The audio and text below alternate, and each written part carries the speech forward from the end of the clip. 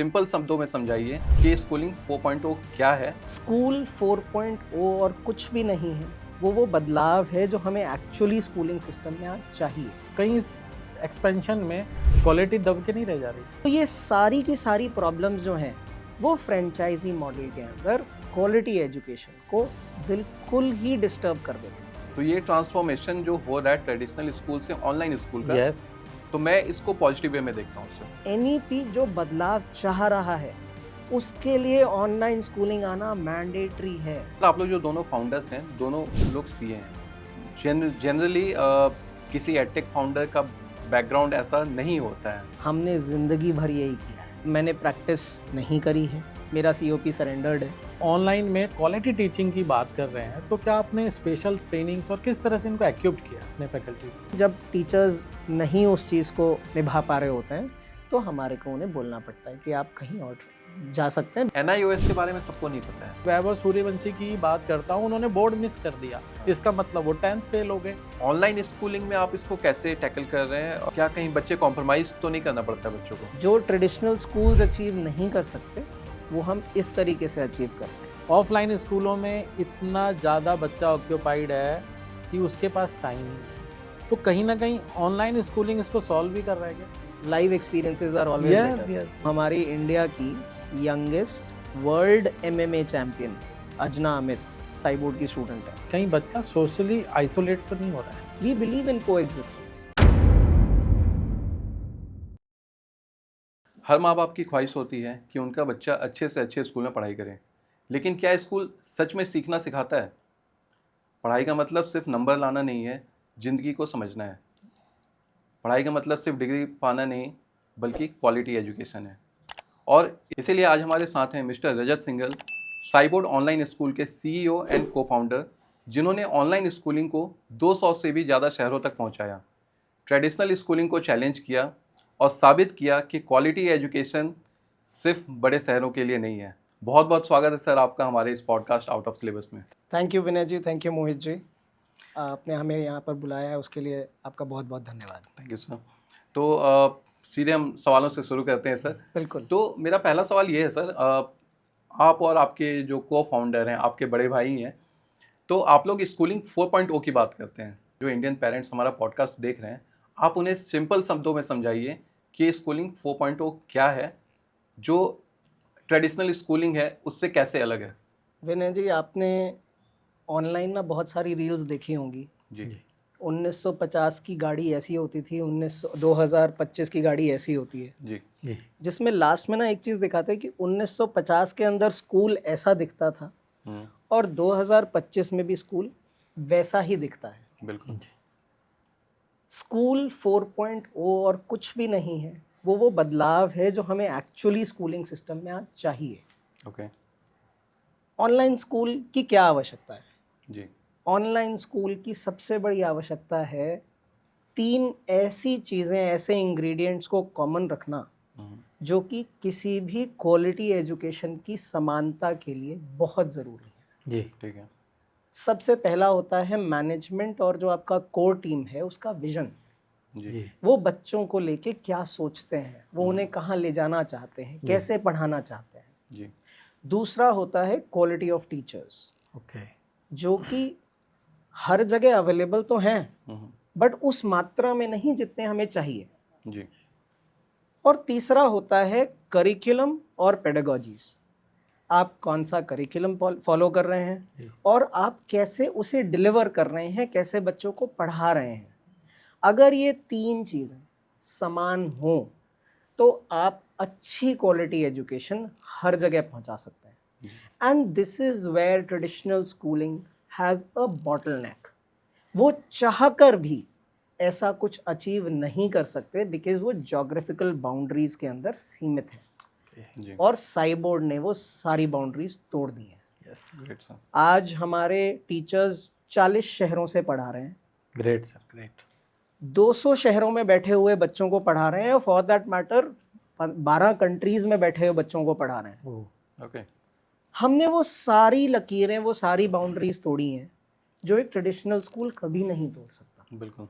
And on the top of it हम एक ऐसा विजन लेके चल रहे हैं कि हमारे को वो क्वालिटी एजुकेशन जो कि आज चंद स्कूलों में सीमित हैं, वो भी टीयर 1s में, जी बेस्ट स्कूल्स, जी। जहाँ तक एक पेरेंट को पहुँचने के लिए बहुत सारी बाधाएं क्रॉस करनी पड़ती हैं, वो हमारे को हर बच्चे तक पहुँचानी है, हर पेरेंट तक पहुँचानी है, उनके घर बैठे हुए। So we carry that vision. So schooling 4.0 is nothing but education, quality education delivered to every doorstep, no matter बच्चा कहाँ बैठा हुआ है. तो आज ये एक डिफरेंस है जो ऑनलाइन स्कूलिंग ही क्रिएट कर सकता है. बिल्कुल. तो मैं ऑफलाइन स्कूलों की बात करूंगा सर आपसे. जैसे आज के टाइम पे सब एक्सपेंशन मोड पे हैं, जी सब अपनी फ्रेंचाइजीज खोल रहे हैं. जी. क्वालिटी की बात हो रही है. टीयर 1 में जो एक बड़ा ब्रांड है, टीयर 2 टीयर 3 में अपना खोल रहा है. तो कहीं इस एक्सपेंशन में क्वालिटी दब के नहीं रह जा रही है? सर देखिए, आज आप फ्रेंचाइजी की जब बात करते हैं, जी तो आप चाहे बिजनेस की फ्रेंचाइजी की बात करें, चाहे आप स्कूल्स की फ्रेंचाइजी की बात करें, जी. जो इकलौती चीज़ आप सेट कर सकते हैं वो SOPs हैं. यस ठीक है ना. यस. पर जितने भी लोकल प्रॉब्लम्स कह लीजिए, परिस्थितियां कह लीजिए, सिचुएशंस कह लीजिए, आज कहीं पर भी हैं, वो सारी फ्रेंचाइजी मॉडल के अंदर परेशानी क्रिएट करती ही करती है. बिल्कुल. जैसे कि मैंने आपको अभी अपने पहले उसमें बताया कि भाई आप कहीं भी जाएंगे, आज आप दिल्ली के अंदर बैठे हैं या गुड़गांव में बैठे हैं या नोएडा में बैठे हैं, वहाँ आपको जो क्वालिटी ऑफ टीचर्स और जिस नंबर में मिलते हैं, जी. आप 100 किलोमीटर पे जाएंगे वो बदल जाएगा, बिल्कुल. आप 500 किलोमीटर पे जाएंगे बदल जाएगा, 1000 किलोमीटर पे जाएंगे और बदल जाएगा. बिल्कुल. Further with in the city also, अगर आप थोड़ा सा भी रूरल की तरफ मूव करना शुरू कर देंगे, जी. हाई डेंसिटी एरिया से रूरल की तरफ आप जैसे ही मूव करते हैं, तो आपकी क्वालिटी ऑफ टीचर्स बहुत नीचे चला जाता है. जी बिल्कुल सर. तो ये सारी की सारी प्रॉब्लम्स जो हैं, वो फ्रेंचाइजी मॉडल के अंदर क्वालिटी एजुकेशन को बिल्कुल ही डिस्टर्ब कर देती है. जी. एंड इसी वजह से जो आपने कहा कि फ्रेंचाइजी मॉडल के अंदर कहीं ना कहीं क्वालिटी खराब होती जा रही है, जी. उसका सबसे बड़ा कारण यही है. इम्प्लीमेंटेशन नहीं हो पा रहा, जो भी उनका SOPs है. इम्प्लीमेंटेशन हो नहीं पा रहा और इम्प्लीमेंटेशन हो नहीं सकता. सकता. दोनों ही चीजें हैं. करने वाले वहाँ लोग नहीं है, हाँ जी. वो टैलेंट नहीं है. Thank you so much sir. Vinay ji, जी. एज ए पेरेंट मैं भी आपसे जानना चाहूँगा, आपके बच्चे हैं, स्कूल जा रहे हैं, तो ये जो ट्रांसफॉर्मेशन हो रहा है ऑफलाइन टू ऑनलाइन, इसमें आप क्या सोचते हैं, इसको कैसे देखते हैं आप एज ए पेरेंट? सर देखिए, मेरी खुद की हम लोग उस जनरेशन से हैं जहाँ हमारी स्कूलिंग ट्रेडिशनल वे में ही हुआ है. यस. और ऑनलाइन स्कूलिंग का हमने कभी एक्सपीरियंस नहीं किया है. यस. ये भी सच है, जब ट्रेडिशनल से हमने किया तो ऑनलाइन तो हमने अभी तक एक्सपीरियंस नहीं किया है. और जब रजत सर से बात हुई तो मैं इस आइडिया से ना काफ़ी इम्प्रेस हुआ एक्चुअली. ओके. ठीक है, वहाँ से फिर हमें लगा कि अगर देखिए, एक कहते हैं ना कि बदलाव प्रकृति का नियम है. यस. तो समय समय पे बदलाव आते रहते हैं. यस. पहले हमारे पास कम्युनिकेशन के लिए क्या था, चिट्ठियाँ लिखते थे. यस. उसके पहले कबूतर भी उड़ते थे. यस. ठीक है, अब मोबाइल आ गया. मोबाइल भी कितना एडवांस हो गया आज की डेट में. यस. तो अगर आप बदलाव के साथ नहीं चलेंगे तो फिर काम भी नहीं चलेगा. सीधी सी बात है.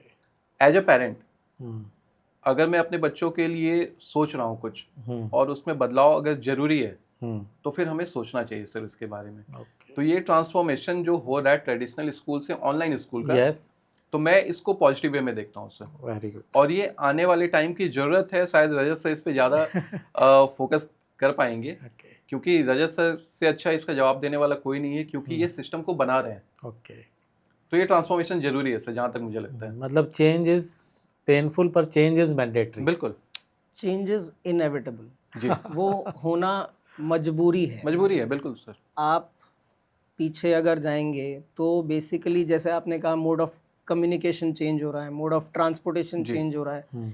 Everything has to change. आज हम बही खाते के ज़माने से, टाइपराइटर के ज़माने से, कंप्यूटर के ज़माने से AI के ज़माने में आ गए हैं. यस.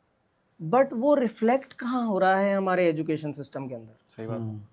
It is concentrated. जो आपका बदलाव है, पढ़ाई का बदलाव भी है, it is concentrated to a handful of schools. जी. बहुत कम ऐसे स्कूल्स हैं जो उस बदलाव के साथ चलते जा रहे हैं. बिल्कुल. पर जब हम उन स्कूलों की बातें करते हैं, आज आप NEP 2020 को ले लीजिए. यस. NEP 2020 ये कहता है कि मुझे सब्जेक्ट्स के अंदर बच्चों को फ्लेक्सिबिलिटी देनी है. जी. ठीक है. अब आप फर्ज कीजिए आपका बच्चा ग्रेड 6 के अंदर है जी. जी.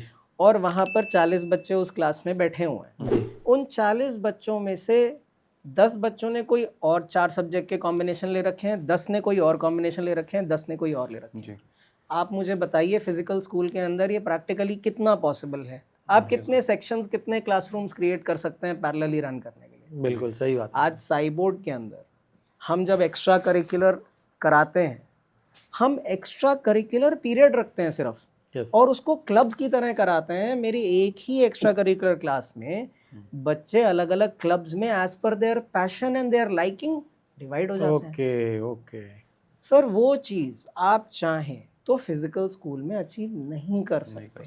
तो एनईपी जो बदलाव चाह रहा है उसके लिए ऑनलाइन स्कूलिंग आना मैंडेटरी है। यस या फिर आप इतने बड़े फिजिकल स्कूल्स की बात कर रहे हैं जहां पर फीस स्ट्रक्चर आपको पता ही है कितना है, मुझे बताने की ज़रूरत नहीं है, it goes into lakhs, right? And we are providing that quality at a very affordable fee. That is the difference. तो इसलिए बदलाव आना पड़ेगा, ज़रूरी है। सर मुझे लगता है जो आपके यहाँ पे फ़ी है ना, उतने की तो स्कूल वाले बुक्स और क्या कहते हैं उसको, कॉपी पेन ये सब के लिए उतना मजबूर कर देते हैं कि भाई इतना तो आपको stationery stationery material, item books, देने हैं। ड्रेस। ठीक है, जो हर पेरेंट्स का पेन पॉइंट है आज की डेट में, और कोई कुछ कर भी नहीं सकता है, मजबूरी है।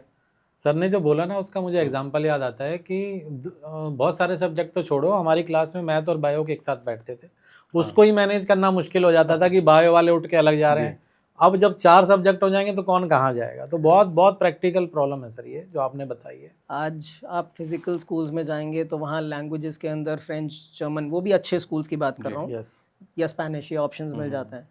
हमने इसी साल French, Spanish, Mandarin, Japanese, Sanskrit, okay हम ये सारी लैंग्वेजेस पैरेलली पढ़ा रहे हैं। बहुत सो ये पॉसिबल ही इसीलिए है बिकॉज आई एम अगेन, मैंने एक और बाउंड्री तोड़ दी रियल एस्टेट की। जी यस मैंने वो 4 दीवारें जो एक क्लासरूम को डिवाइड करती हैं या बनाती हैं, उसका कॉन्सेप्ट ही तोड़ दिया। यस बिल्कुल। सो ये सारी चीज़ें वो स्कूलिंग 4.0 का पार्ट है। ओके 4.0 एक बहुत एडवांस वर्जन है, धीरे धीरे आप कोरिलेट करके उसको बताते जा रहे हो, and very impressive sir, very impressive. Thank you. Sir आप लोग जो दोनों फाउंडर्स हैं, दोनों लोग सीए हैं।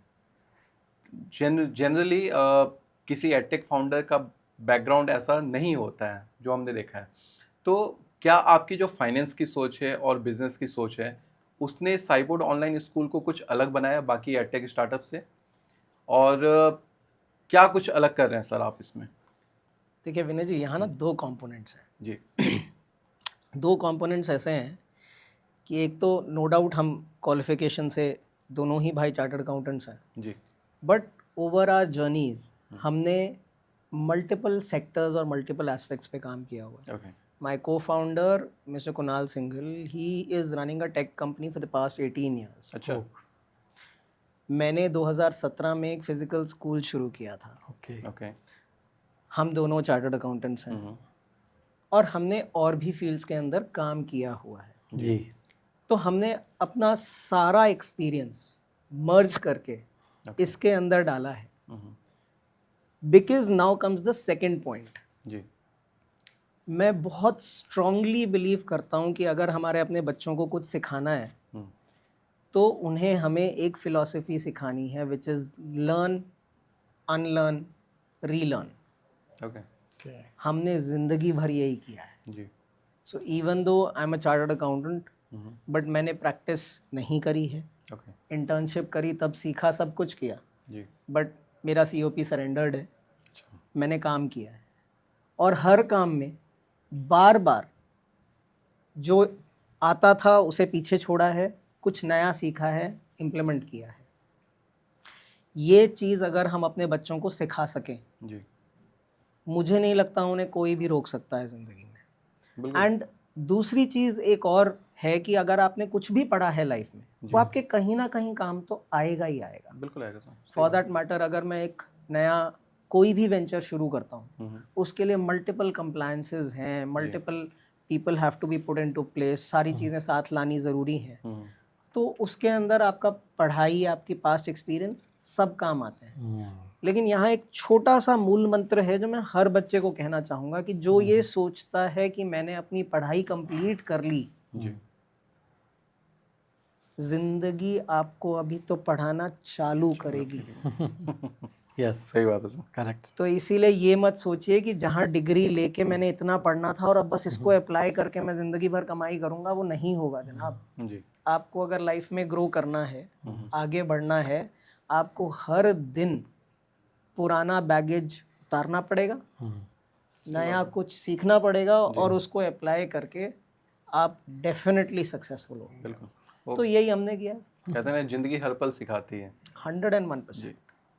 और बार बार गिरना सिखाती है, गिर के उठना सिखाती है, और जब आप गिरते हो तब आप सीखते हो। जी यस, मतलब मुझे नहीं पता, ये शायद आउट ऑफ कॉन्टेक्स्ट है, बट जो आजकल हम डिस्कशंस करते हैं डिप्रेशन के, या बच्चे अलग अलग लेवल पे कमिटिंग सुसाइड और वट एवर, सो वो सारी चीज़ें जो हैं वो कहीं ना कहीं उनको उनके इस डर से है कि मैं गिर गया तो क्या। बिल्कुल।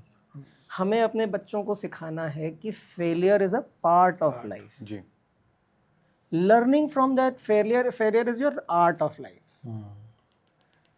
तो हमारे को फेल तो कभी ना कभी लाइफ में होना ही है, होना ही है। जी उससे सीख के आगे बढ़ना कैसे है वो बहुत इंपॉर्टेंट है, और ये भी बच्चों को सीखना बहुत जरूरी है, बिल्कुल। क्योंकि सक्सेस को तो सब ले लेते हैं, बट जब फेल्योर लेने की बारी आती है वो नहीं ले पाते हैं। एग्जैक्टली। मेरा अगला क्वेश्चन है सर आपसे कि साइबोर्ड जैसे ऑनलाइन प्लेटफॉर्म को बिल्ड करते वक्त लीगल अप्रूवल्स, सर्टिफिकेशन, एफिलिएशंस की जर्नी कैसी रही आपकी? इजी था या चैलेंजिंग था? सर, भारत में या कहीं पर भी कोई भी आप नई चीज़ क्रिएट कर रहे हो, कोई कैटेगरी क्रिएट कर रहे हो, तो उसमें आपको हज़ारों डिफ़िकल्टीज आती ही आती। जी जी तो जब हम इसमें कूदे थे, सो टू से, तो हमने कहीं ना कहीं मेंटली हम इस चीज़ के लिए तैयार ही थे जी कि we'll have to face a lot of challenges. Even today we do, but we have learn to overcome the challenges, we have found ways and means. तो इंडिया के अंदर आप एक स्पेसिफिकली अफिलिएशन की बात करें, यस, तो ऑनलाइन स्कूल्स को अभी अफिलिएट नहीं करते। ओके लेकिन अब यहाँ पर दूसरी बात आती है जो इंडिया की सबसे बड़ी तारीफ है। जी, हम इंडिया के अंदर हर वर्ग को, हर टाइप के लर्नर को सपोर्ट करते हैं, जी चाहे वो प्रोडिजी लर्नर्स हो, यस, चाहे वो स्लो लर्नर्स हो, यस, चाहे वो एक्स्ट्रा करिकुलर्स पे फोकस करने वाले लर्नर्स हो, जो भी हो। यस, और उसके लिए हमने एक पूरा फ्रेमवर्क बनाया हुआ है NIOS के नाम से, national institute of open schooling. Okay, so home schooling India के अंदर लीगल है, यस, एक्सेप्टेबल है। जी, तो आज अगर आपका बच्चा होम स्कूलिंग कर रहा है और 10th और 12th में NIOS के थ्रू बोर्ड एग्जामिनेशंस देता है, जी, that degree is valid across the world, अच्छा not just India, जी and it is treated at par with any other degree which you get from a national board या state board okay, India के अंदर। जी तो आज अगर आपको CBSE की डिग्री मिल रही है, या ICSE की डिग्री मिल रही है, या NIOS की डिग्री मिल रही है, जी, जी वो सब बराबर है। अच्छा तो इसीलिए आपके बच्चे ने अगर NIOS से एग्जाम्स दिए हैं तो वो एट पार है, और हमारे बच्चे भी आज NIOS से एग्जाम्स दे रहे हैं। दे रहे हैं सर एक क्वेश्चन और था, जैसे कुणाल सर का, जैसे आपने बताया कि टेक बैकग्राउंड ही मानिए जब कंपनी चला रहे हैं, जी, तो आपकी इस कंपनी में भी टेक बहुत यूज़ हो रहा है, डेफिनेटली। बहुत, क्या मुझे लग रहा है शुरू में बहुत ज़्यादा सब कुछ टेक से ही यूज़ हो रहा है, तो ये कंडीशन फेवरेबल थी आपके लिए या इसमें भी चैलेंजेस आए थे? सर देखिए, इसमें एक चीज़ बहुत फेवरेबल थी कि टेक की जानकारी थी। यस, जी जो दूसरा पार्ट था कि टेक को एकेडमिक्स के हिसाब से बिल्कुल तैयार कैसे करना है, Yes. वो हमने सीखा था। ओके, एकेडमिक्स को हमने जिया हुआ है from a school that we have yes, run. Offline आपका था, तो हमने ये देखा कि कैसे हम एक कट कॉपी पेस्ट मॉडल नहीं, एक proper online schooling environment create करें ओके, जिसमें हम बच्चे को एंगेज करके रखेंगे। हम बच्चे को हर उस पैरामीटर के ऊपर इवैल्यूएट कर सकें जो एक फिजिकल स्कूल नहीं कर सकता। जी मैं आपको एक बहुत छोटा सा एग्जांपल देता हूँ, and this comes a direct comparison between traditional and online schooling also. Sure sir, आप एक क्लासरूम, अपना स्कूल का क्लासरूम याद कर लें जिसमें जी। हम भी पढ़े थे। जी जी 35-40 बच्चे बैठे हुए हैं, जी, फर्ज कर लीजिए छोटी क्लास है, टीचर ने एप्पल की फ़ोटो दिखाई जी और बोला कि बताओ व्हाट इज़ दिस। 30 में से या 40 में से कितने बच्चे हाथ उठाते होंगे बताने के कुछ नहीं लिए? उठाते हैं बिल्कुल 10 ने उठा लिया, जी। हाइपोथेटिकली मान लेते हैं। टीचर ने एक से पूछा, उसने बनाना बोल दिया। जी दूसरे से पूछा, उसने एप्पल बोल दिया।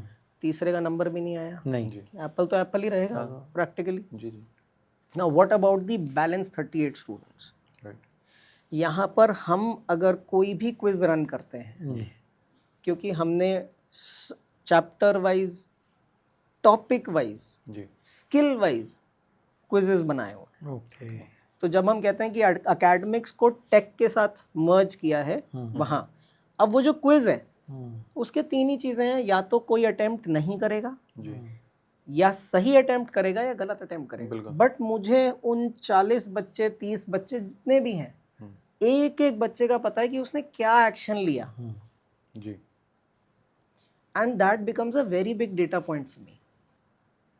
मुझे क्लास टेस्ट तक वेट नहीं करना पड़ेगा ये देखने के लिए कि एक बच्चा कहाँ स्टैंड कर रहा है। ओके और फर्ज कीजिए कि अगर समझ लीजिए बहुत सारे बच्चे कहीं पर गलत जवाब दे रहे हैं, जी तो मुझे वहीं हाथ की हाथ ये भी पता चल जाता है कि कॉन्सेप्ट की एक्सप्लेनेशन के अंदर कहीं पर कुछ ना कुछ इफ बट हो गया होगा।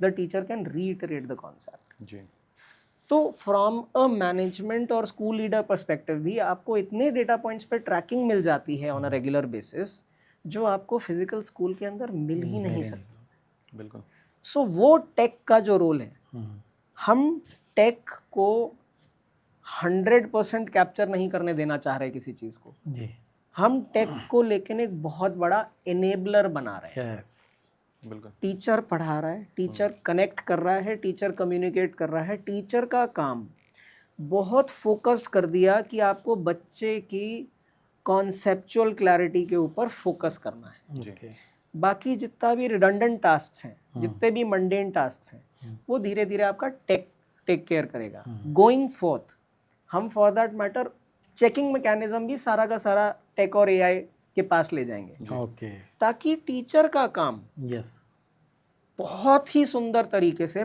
पढ़ाना रहे, बच्चे से कनेक्ट करना रहे। हमारे पास बहुत सारे पेरेंट्स के टेस्टिमोनियल्स आते हैं, हमें बहुत खुशी होती है देख के। जी वो ये कहते हैं, नर्सरी क्लास के बच्चे की भी बात बता रहा हूँ आपको, कि वो टीचर से इतना ज़्यादा कनेक्टेड है कि वो जब क्लास ख़त्म हो जाती है उसके बाद भी उसका मन करता है किसी तरीके से मेरी क्लास वापस चालू हो जाए। अच्छा ये एक बहुत बड़ा अचीवमेंट दिस है। Is the beauty sir, beauty of learning and teaching. तो जो आपके सवाल का जवाब है वो यही है कि हमने टेक को एक एनेबलर की तरह, यस बट एकेडमिक्स को बहुत अच्छे तरीके से रैप करते हुए बहुत ठीक है हमने अपना पूरा सोल्यूशन बनाया है। ओके और हमारा इसीलिए इन हाउस एलएमएस है, हम कोई थर्ड पार्टी सोल्यूशन नहीं यूज़ करते, क्योंकि जो फीचर्स हमने उसमें डाले हैं वो इस ऑनलाइन एनवायरनमेंट को देने के लिए बहुत ज़रूरी है। सर मैं ये भी जानना चाहता हूँ आपसे कि जैसे ऑफलाइन में जो टीचर्स पढ़ाते हैं और जब वो ऑनलाइन पढ़ाते हैं, तो मेरे हिसाब से वो क्वालिटी डिलीवरी पार्ट बहुत सारे डिफरेंस आ जाते हैं।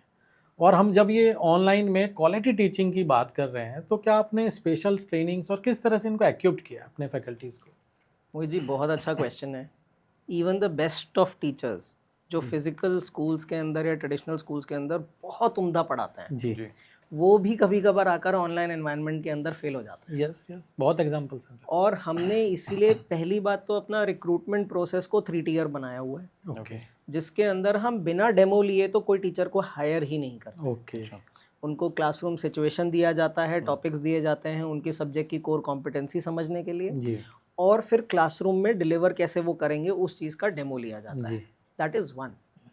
सेकेंड थिंग इज़, हम उन्हें पढ़ाई में मेन क्लासरूम में भेजने से पहले, टीचिंग में भेजने से पहले, हम उनकी प्रॉपर ट्रेनिंग कराते हैं ठीक है कि आपको किन किन चीज़ों का ध्यान रखना है, किन एस्पेक्ट्स पे स्पेसिफिकली फोकस करना है। पूरे अपने एलएमएस की ट्रेनिंग दी जाती है कि उसमें कौन से फीचर्स कहाँ हैं, कैसे यूज़ करने हैं। जी आपका इंटरनेट कनेक्शंस कितने स्ट्रांग होने चाहिए, डेडिकेटेड रूम्स होने चाहिए, लाइटिंग होनी चाहिए, सब कुछ, मतलब every single point till the T is told to the teachers. ठीक है कोई बात नहीं, ये हो गया। उसके बाद जब वो फ्लोर पे गए, जब वो पढ़ाने क्लासरूम में एंटर किए, हमारा round the year class observation matrix follow होता है, ओके ओके जिसके अंदर हमें उसे स्टैगर्ड मैनर के अंदर यूज़ करते हैं। जब कोई टीचर फ्लोर पे जाता है तो उनकी ऑलमोस्ट सारी क्लासेस ही ऑब्जर्व हो रही होती हैं। जी उन ऑब्जर्वेशंस में जहाँ पर जो जो कमियाँ मिलती हैं उन सारों को उन्हें फीडबैक की तरह दिया जाता है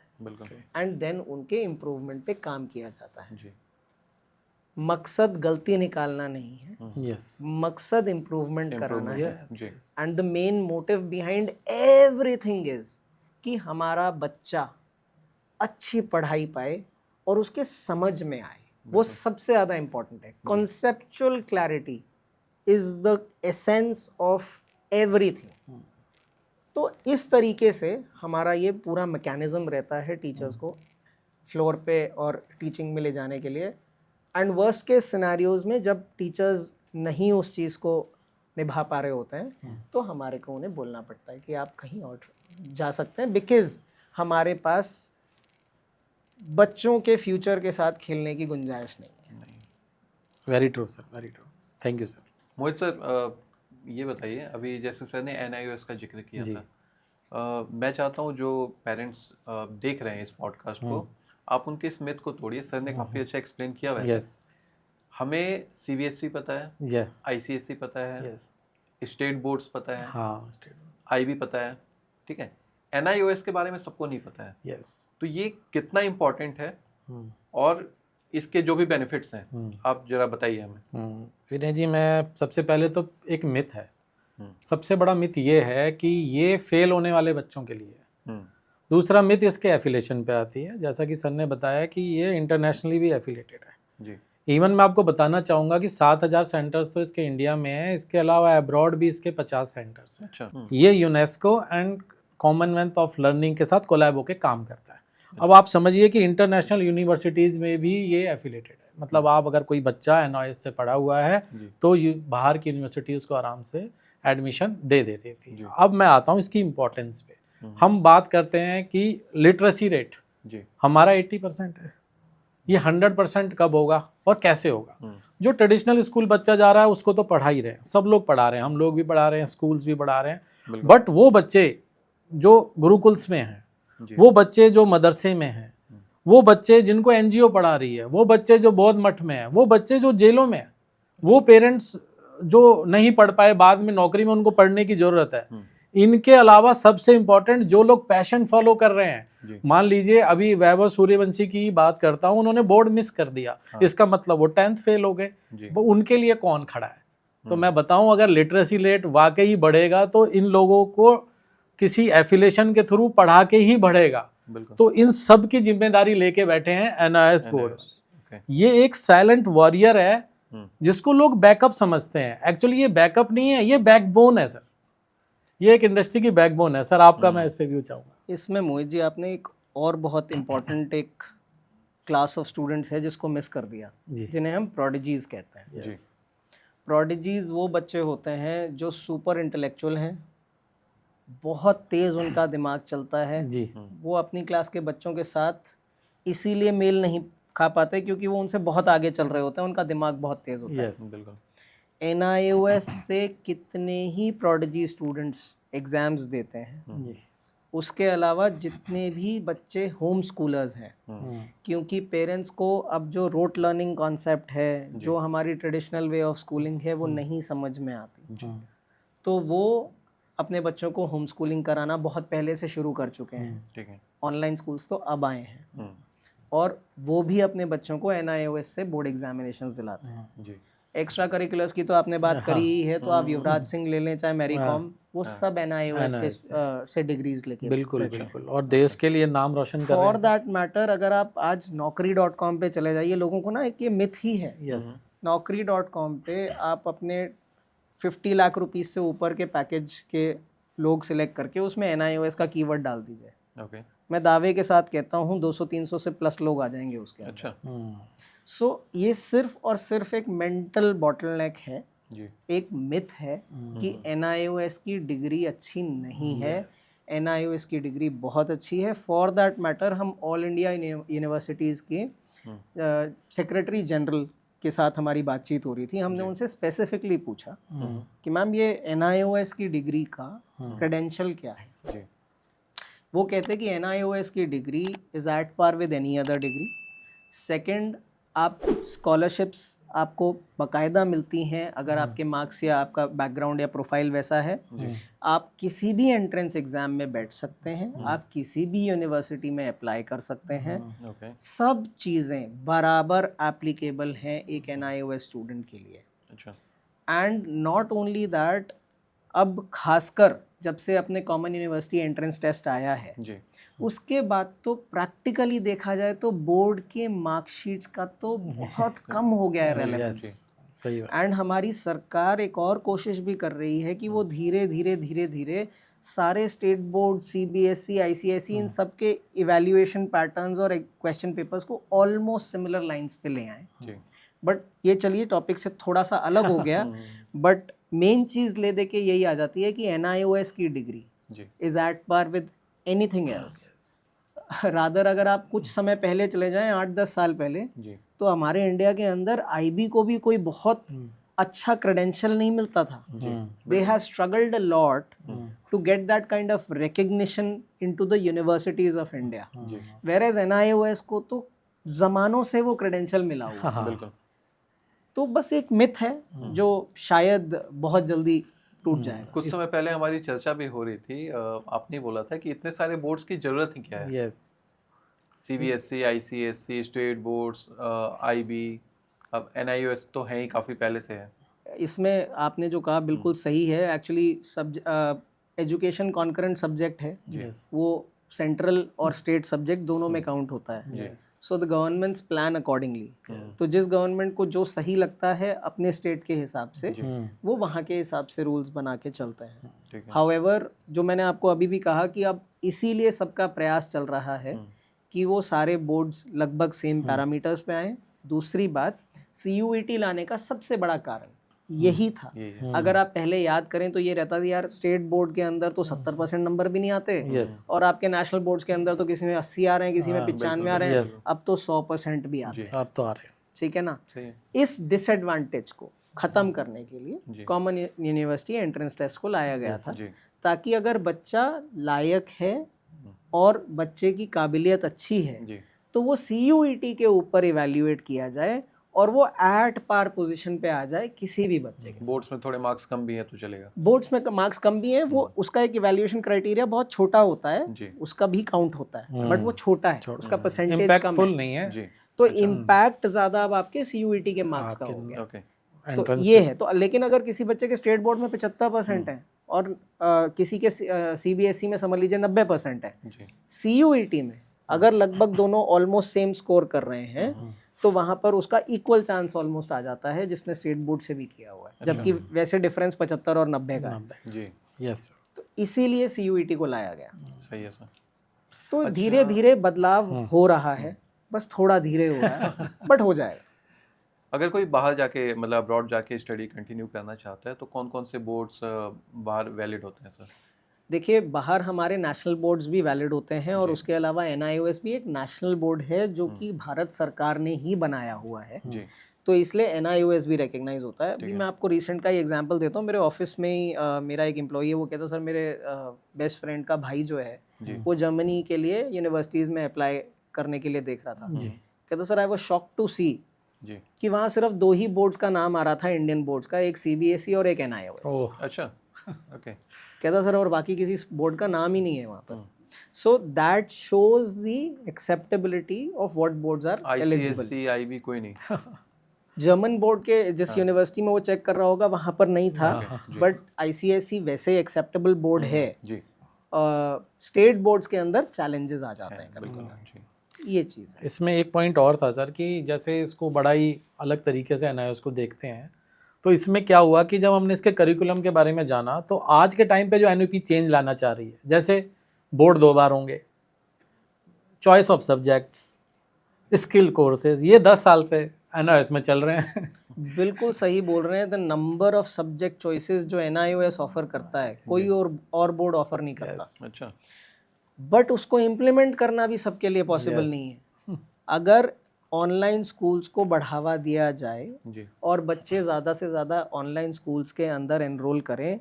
online schools can give unlimited choices. तो एनईपी या एनआईओएस का जो ये विजन है वो ट्रू स्पिरिट में जी ऑनलाइन स्कूल्स ही पूरा कर सकते हैं। ओके और एनआईओएस उस सोच में एक्चुअली बहुत आगे है बाकी बोर्ड्स के मुकाबले। सही है सर। अच्छा सर, जैसा कि हम जानते हैं कि सब कुछ पॉजिटिव तो नहीं होता है, कुछ नेगेटिव साइड भी होते हैं हर चीज़ के। जैसे मैं जानना चाहूँगा, हो सकता है कि मैं गलत हूँ, जैसे रियल वर्ल्ड में को करिकुलर एक्टिविटीज़ काफ़ी इंपॉर्टेंस रखता है, स्पोर्ट्स, म्यूजिक, प्रैक्टिकल, लैब्स। तो ऑनलाइन स्कूलिंग में आप इसको कैसे टैकल कर रहे हैं? क्या कहीं बच्चे कॉम्प्रोमाइज़ तो नहीं करना पड़ता है बच्चों को? अगेन विनय जी, आपका सवाल बहुत अच्छा है। इसमें दो टिपिकल पॉइंट्स हैं जिनको मैं एड्रेस करना चाहूँगा। एक है एक्स्ट्रा करिकुलर्स ऑनलाइन स्कूल के अंदर होते हैं या नहीं। यस सर, अगर अपने वापस स्कूल में चले जाओ, जी। बड़ा आसान रहता है। एक स्कूल एक ऐसा टॉपिक है जी जी जी जो आप किसी से भी डिस्कस कर सकते हैं। Yes yes that's the best part, yes क्योंकि सब स्कूल्स गए हुए हैं। तो आप अपने स्कूल की बात करें तो वहाँ पर एक म्यूजिक, डांस, सबका कॉमन एक टीचर होगा। एक ही टीचर होता है। ठीक है। हमारे यहाँ पर western vocals, Indian vocals, classical, western dance, इस सारों के अलग अलग अलग अलग एक्सपर्ट्स और क्लब्स बने हुए हैं। ओके हाँ, क्लब्स का जिक्र किया आपने अभी जी। गिटार, हम्म, दूसरा म्यूजिक इंस्ट्रूमेंट, तो बेसिकली इन सब के अलग क्लब्स हैं। जी अब आपने कितने एक्सपर्ट्स से वो क्लासेस करवाई हैं? वहाँ एक ही टीचर अवेलेबल एक ही था। थे, मेरे पास 6 टीचर उस फील्ड के लिए अवेलेबल है। उसके अलावा कलिनरी, थिएटर, जैसे मैंने आपको बताया मल्टीपल फॉरेन लैंग्वेजेस, जी योगा, ये सारी चीज़ें हम बहुत ही ब्यूटीफुली ऑनलाइन एग्जीक्यूट करते हैं। ठीक है। सिर्फ और सिर्फ एक चीज़ जो कि है स्पोर्ट्स, वो हम ऑनलाइन एग्जीक्यूट नहीं करते हैं। जी बट आगे चल के जो हमारा रोड मैप है वो ये है कि हम पैन इंडिया स्पोर्ट्स क्लब्स के साथ जी किसी तरीके से टाई अप करें, टाई अप कर लेंगे। जिससे कि हमारे बच्चों को जो एक्सपोजर स्पोर्ट्स का भी मिलेगा जी वो भी एक्सपर्ट से मिलेगा। जी ऑल इन ऑल जो हमारा सारा थॉट प्रोसेस है वो है getting the best from the best and becoming the best.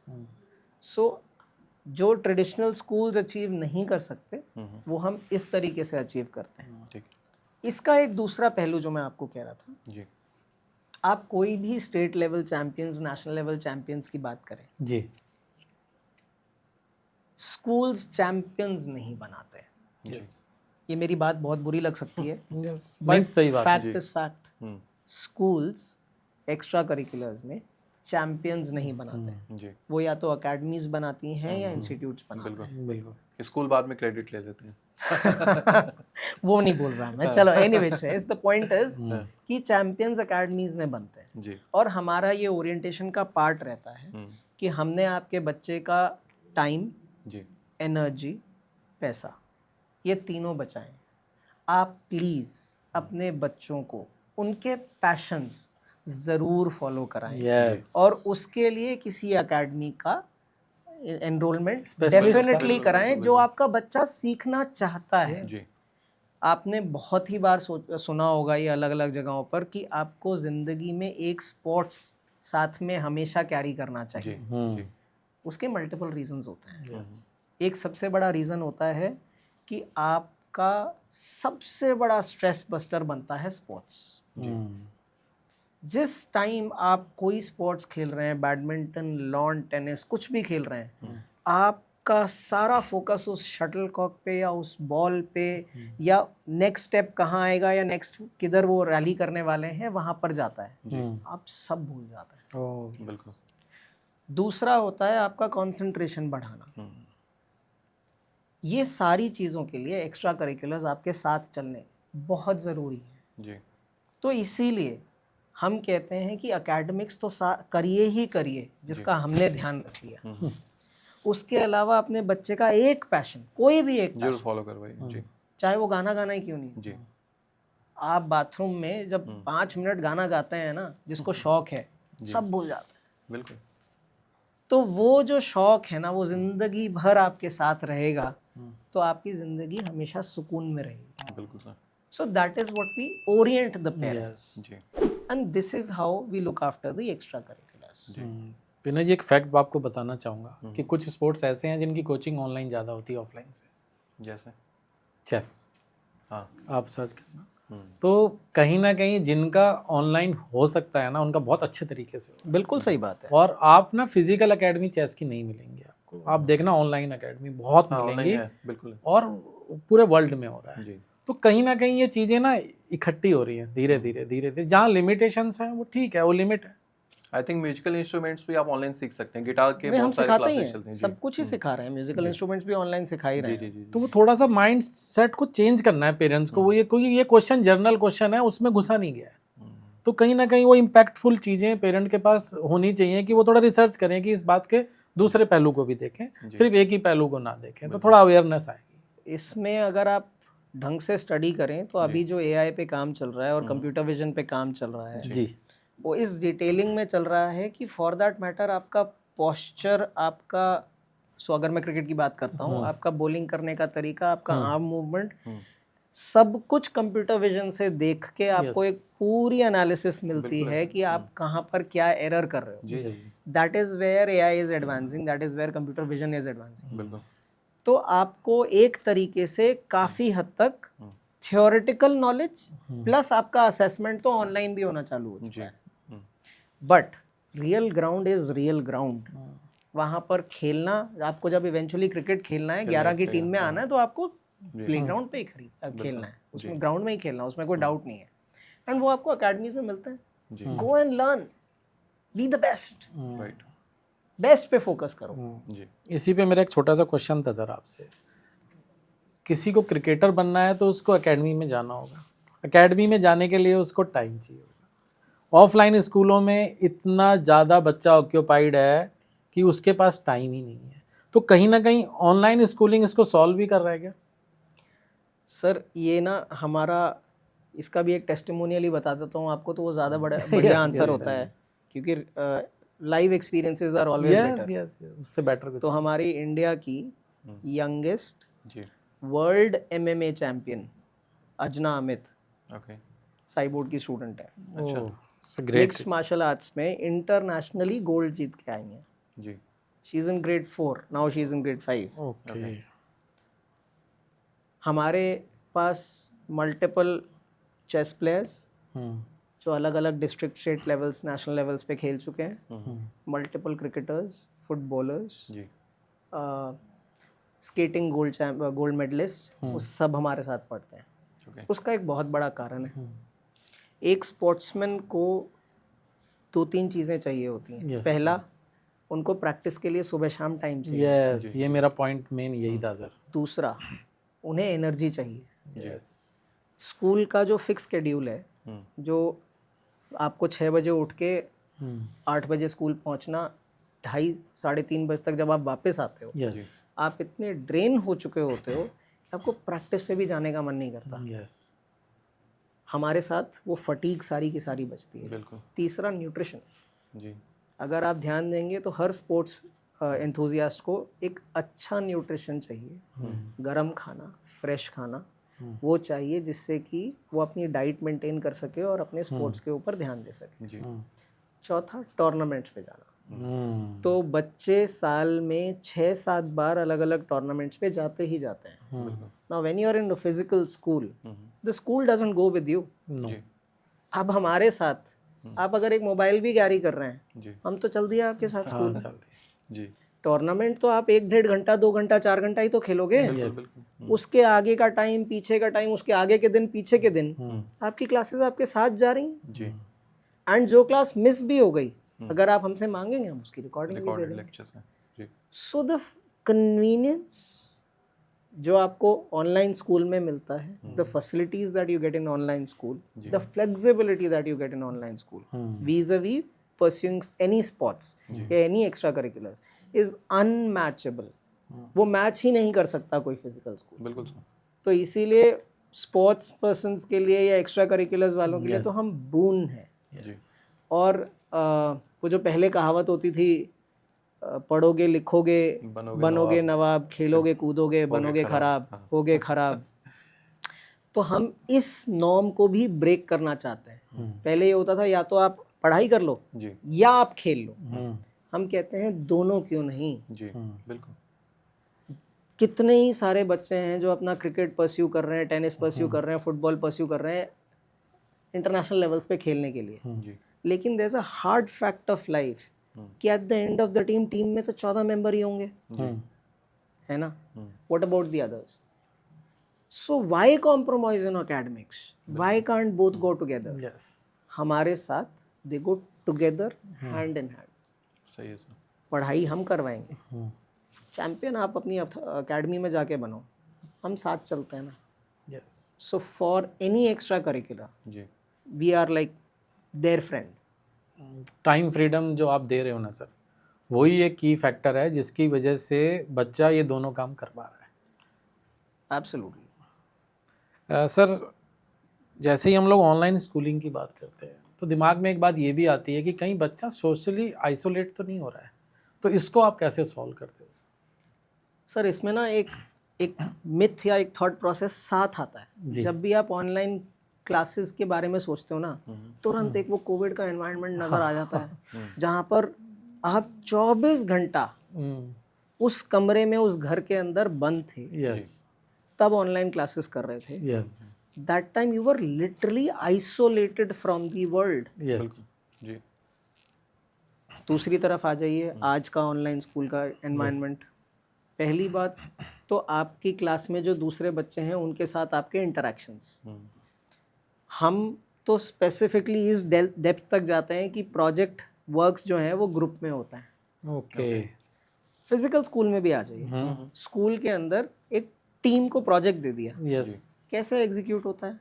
फ़ोनों पे बात होके, गूगल मीट पे आके जी रिसर्च करके साथ में कोलेट करते हैं और उसके बाद स्कूल में प्रेजेंट मतलब करते हैं। ऑनलाइन ही बात करके करते हो कर रहे हैं ना basically सर, यही। वो तो आज भी हो सकता है हमारे साथ भी, जी राइट। सो प्रॉब्लम ये है, हम आइसोलेशन के बारे में जब सोचते हैं, ऑनलाइन क्लासेस के बारे में जब सोचते हैं तो उस थॉट प्रोसेस में चले जाते हैं। जी दूसरी तरफ आ जाइए, आज हमारे साथ बच्चा क्लास कंप्लीट कर रहा है, जी, उसके बाद अपने गली में, मोहल्ले में, सोसाइटी में, हर जगह जाके दूसरे बच्चों के साथ खेल तो रहा ही है। जी तो वो आइसोलेशन जो है वो थॉट प्रोसेस की ज़्यादा है, बिल्कुल। और एक्चुअल लाइफ में आज की डेट के अंदर वो आइसोलेशन नहीं एग्जिस्ट करता है। दूसरी बात, हमारे पास कुछ पेरेंट्स हैं, हमने स्पेसिफिकली जानने की भी कोशिश करी, उनका हमें जवाब ये था कि मेरा बच्चा अब जब शाम को खेलने जाता है वो लेस फटीग्ड है, यस, जी वो तो एनर्जी से भरा हुआ है। यस, बिल्कुल। दूसरा, जब वो बात करता है तो उसका सब्जेक्ट क्लैरिटी किसी चीज़ पे भी इतना अच्छा है, वो सबसे कॉन्फिडेंस से बात कर रहा है। ओके सो ये सारी चीज़ें are completely opposite of what we have in our minds with respect to कि अगर ऑनलाइन स्कूल में जाएंगे तो ये आइसोलेशन क्रिएट हो जाएगा। जी हैविंग सेड दैट, मैं ये नहीं कहता कि 100% बच्चों को मेरा एनवायरनमेंट अच्छा लगेगा या ऑनलाइन स्कूल एनवायरनमेंट अच्छा लगेगा। वी बिलीव इन को एग्जिस्टेंस। जी आज हो सकता है कि अगर 100 बच्चों का एडमिशन हुआ उसमें से 80 को अच्छा लगा, जी 20 को लगा कि यार कहीं ना कहीं कमी लग रही है, जी क्वाइट पॉसिबल। बिल्कुल। बट आगे चल के जो एक काम होगा वो ये ज़रूर होगा कि सबसे अच्छे स्कूल्स एग्जिस्ट करेंगे। Mediocrity has to go, it has to die. सही है। या तो ऑनलाइन स्कूल में आएगा बच्चा या किसी सबसे अच्छे फिजिकल स्कूल के अंदर जहां पर माँ बाप को अपनी पॉकेट बर्न ना करनी पड़े, जी वहां जाएंगे। आज कितना बड़ा बर्डन है हर पेरेंट के ऊपर अपने बच्चे को पढ़ाई करवाना, ये हम सब जानते हैं। उन्होंने अपने आप को झोंक रखा है। जी सो मैं इसमें एक बहुत ही रियलिस्टिक स्टेटमेंट बोलता हूँ कि somebody who can send their child to the top notch physical school without burning a hole in their pockets या without having any extra pressure at all, इसको फर्क ही नहीं पड़ता कि जितनी मर्जी फीस हो जाए, हाँ, उनको भेजना चाहिए। बिल्कुल, ठीक है। For everybody else, ji online school is the best solution for their children. सही है सर। विनय जी, आपने फीस की बात की थी ना, तो मैं आपको एक और छुपा हुआ फैक्टर बताता हूँ कि जितनी ट्रांसपोर्ट फीस होती है ना, जी, उतनी पूरी फीस है। आप समझो, ऑनलाइन स्कूलिंग की। बिल्कुल। आप ट्रांसपोर्ट फीस देखो। और दूसरा सर की सबसे अच्छी बात जो ऑनलाइन स्कूलिंग को लेके है कि सुबह के 3 घंटे बचाए, जी, 1 घंटा आने जाने में लगेगा तो उसको उठने के लिए, तैयार होने के लिए 2 और लगेंगे। बिल्कुल। शाम के फिर 2-3 घंटे बचाए, थका हुआ आके सोएगा। तो हम जब स्किल की बात करते हैं कि बच्चे स्किल सीखें, अपने पैशन को फॉलो करें, तो भाई टाइम कहाँ है? बिल्कुल सही है। तो कहीं ना कहीं इसका बेस्ट सॉल्यूशन मुझे ये ऑनलाइन स्कूल लगा है। स्कूल है, विचार करना पड़ेगा मैंने। देखिए, मुझे लगता है कि on a serious note her parent को एक बार रीथिंक करना ज़रूर चाहिए। उसका सबसे बड़ा कारण यही है कि आप इसको ऐसे मत सोचिए कि ये कोविड के अंदर से कोई चीज़ निकल के आई है। जी, बिल्कुल। रादर अगर मैं एक दूसरी तरफ बात करूं, द बिगेस्ट ऑफ सॉल्यूशंस या the biggest of inventions have come out of times which were the worst ever. चाहे वो वॉर रहा, चाहे वो कोविड रहा, चाहे कुछ भी रहा। जी, सो please think it from a perspective that this is something beautiful that has come out of the worst times that the humanity has ever seen. जी, कोविड से खराब समय नहीं था, सदियों तक किसी ने नहीं देखा, नहीं देखा। और उसमें से अगर कोई चीज़ बाहर निकल के आई है, उसका कुछ कारण है, बिल्कुल। उसका एक बहुत अच्छा बेनिफिट है, जी, उसको इवैल्यूएट करें। नहीं अच्छा लगे छोड़ें, कोई दिक्कत नहीं है, जी, बट इवैल्यूएट ज़रूर करें। That is very important. और बदलते समय के साथ बदलना सीखें। ठीक है। विनय जी, हमारी ना एक सोच है, एक साइकोलॉजी है कि कोई भी चीज़ जब नहीं आती है ना, तो हम उस पर ट्रस्ट नहीं करते हैं, बिल्कुल सही और बात पे उसी पे डिपेंडेंट हो जाते हैं। मैं आपका एग्जांपल कंप्यूटर का देना चाहूँगा। जब कंप्यूटर सबसे पहले आए, तो सबसे पहले हड़ताल करने वालों में सारे बैंक थे। और आज के टाइम पे बैंक लिखता है फुली कंप्यूटराइज बैंक, मतलब वो उसी पे रिलायबल है। जी, और जब आप रेल का इन्वेंशन हुआ इंडिया में, जब ट्रेन पहली चली, तो उसमें कोई लोग नहीं बैठे थे, कैदियों को बैठाया था कि पता नहीं कहाँ एक्सीडेंट होगा तो इन्हीं के ऊपर जाएगा। आज के टाइम पे सबसे बड़ा नेटवर्क हमारे पास ही है। बिल्कुल। तो वो वाली चीजें दिखती जा रही हैं। जी, पेरेंट को रीथिंक करना पड़ेगा, एक बार दोबारा से सोचना पड़ेगा, ओपन माइंड होना पड़ेगा, बिल्कुल। तब उसको समझ में आएगा कि ये डिसीजंस जो हैं या जो फिक्स माइंडसेट लेके बैठे हैं, कहीं ना कहीं हम चेंज के साथ चेंज नहीं हो रहे। इसमें मैं एक चीज़ और ऐड करना चाहूँगा। भारत की ना एक बहुत ख़ास बात है, जी, हम जब करने पे आते हैं ना, हम सारी दुनिया को पीछे छोड़ देते हैं। बस दिक्कत ये है, हम करते थोड़ा लेट है। हमने डिजिटल मनी बहुत बाद में अपनाया है, लेकिन आज हम वर्ल्ड लीडर हैं। बिल्कुल। यूपीआई हमारा इन्वेंशन है, जी, ठीक है ना। हमने चांद पे बहुत लेट हमने सैटेलाइट लॉन्च करी हैं, जो भी किया है, लेकिन साउथ ऑफ द मून पे पहुंचने वाले हम सबसे पहले हैं। हम शुरुआत थोड़ा सा लेट करते हैं। इंटरनेट की बात ले लीजिए, हमारे यहाँ पर बहुत बाद में आया बहुत था। लेट आज 6G जी, हमने लॉन्च किया है पहले, and the world is talking about that. Yes. We have the lowest internet cost in the world. मतलब ये just amongst the top 3. But दूसरे देश बहुत छोटे हैं जिनके यहाँ पर कम कॉस्ट है, बट सबसे बड़ी आबादी हमारे यहाँ पर है जो स्मार्टफोन्स, इंटरनेट यूटिलाइज कर रही है। जी, तो बस थोड़ा सा ही फर्क है, हम लेट शुरू करते हैं, और जब करते हैं तो सबको पीछे छोड़ देते हैं। And I am very confident कि हम एजुकेशन में भी और खासकर स्कूलिंग में ये बदलाव लाने वाले सबसे बड़े प्लेयर बन जाएंगे भारत में। मतलब भारत सबसे बड़ा प्लेयर बन जाएगा वर्ल्ड को सिखाने के लिए कि एजुकेशन ऐसे होती है जनाब। सही है सर। हम इंडियंस ना या तो छेड़ते नहीं है, और छेड़ देते हैं तो फिर छोड़ते नहीं है। करेक्ट। अच्छा सर, देखिए कन्वर्सेशन तो बहुत लंबी हो सकती है, पर टाइम लिमिट है, तो ऐसा करते हैं, अभी इसके बाद हमारा एक राउंड होता है रैपिड फायर का। 5 क्वेश्चन मोहित सर पूछेंगे, 5 क्वेश्चन मैं पूछूंगा। ठीक, मोहित सर स्टार्ट कीजिए। हाँ सर मेरा पहला क्वेश्चन है, रिपोर्ट कार्ड या skill portfolio? Skill portfolio any time. Parents का सबसे बड़ा मिथ ऑनलाइन स्कूलिंग को लेके कि ऑनलाइन क्लासेस इफेक्टिव नहीं होती और एंगेजिंग नहीं होती। टीचर्स का फ्यूचर क्या है सर, रिप्लेस, इवॉल्व या upgrade? Evolve and upgrade, because replace हम टीचर्स को करना नहीं चाहते। स्कूल बैग या लैपटॉप? Laptop any time. अगर आगे लैपटॉप यूज़ नहीं किया तो एआई कैसे यूज़ करोगे बॉस? कंपटीशन या collaboration? Collaboration any day. Blackboard या Cyboard? Cyborg. It is a journey from a blackboard to a cyberboard to it's a journey from a Yes. blackboard to a smart board to a cyberboard. board. So definitely cyborg. Thank you sir. ये last वाला मैंने ऐसे ही हाँ, नहीं, 5 question मेरे हैं sir. Topper mindset या explorer mindset? Explorer mindset. Job security या dream career? Passion. Brand value या लर्निंग वैल्यू? Learning value. 2035 का स्कूल ऑनलाइन या ऑफलाइन? Online. प्लान एवरीथिंग या figure it out? Figure it out. Thank you so much sir, बहुत अच्छा answer दिया आपने. Thank you sir. एक लास्ट हमारा होता है सर गुरु मंत्र होता है, तो हम चाहते हैं कि सर पेरेंट को, हमारे व्यूवर्स जो भी हैं वो देख रहे हैं, तो आप उनको कोई गुरु मंत्र दें जिससे कि उनके बच्चों की जो भी लर्निंग एबिलिटी है या जो एक जर्नी है एजुकेशन, वो अच्छी हो जाए. सर देखिए, वैसे मैंने अपने डिस्कशन के अंदर 2 चीज़ें बोली हैं, मैं उन्हीं को रीइटरेट करूँगा. जी. किसी भी बच्चे को एक चीज़ सीखनी बहुत ज़रूरी है. Learn, unlearn, relearn. जी. ओके. दूसरा, काबिलियत और अगर आपने किसी बच्चे को काबिल और एक अच्छा इंसान बना दिया ना, जी. वो ज़िंदगी में कुछ ना कुछ तो कर ही लेगा. और तीसरा, गिरता है तो गिरने दो, बिल्कुल. फेल होता है तो होने दो.